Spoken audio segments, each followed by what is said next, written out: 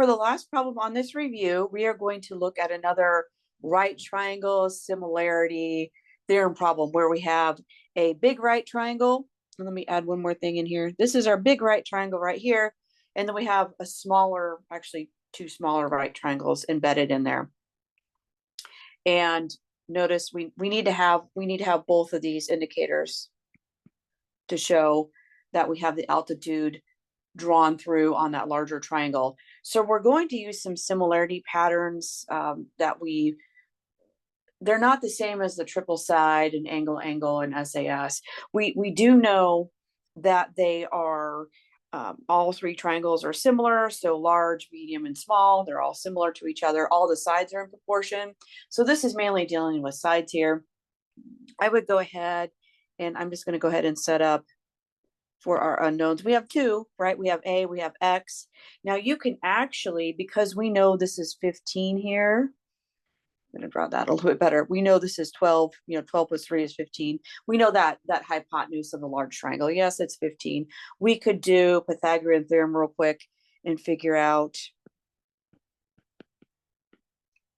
what that A is. We can actually work around that, but we'll need to use some similarity on that X.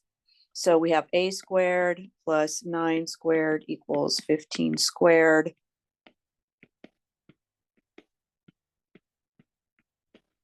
I believe this is a Pythagorean triple where we'll have a whole number situation here.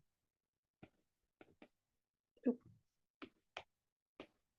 don't we subtract 81? And 144, yes, indeed, it's a perfect square. So we know A is 12. And we'll work with some similarity setups here for the X value. Now, what I have here are, I'm just going to get rid of this 15 here. We don't need it anymore. Now, I could say, and this might take a moment to look at it, but what I could say is that the long leg of medium triangle and the short leg here would be similar to the long leg of the small triangle and the short leg of the small triangle. So we're dealing with the medium and the small that are embedded in the larger triangle. Okay, so we have medium to small.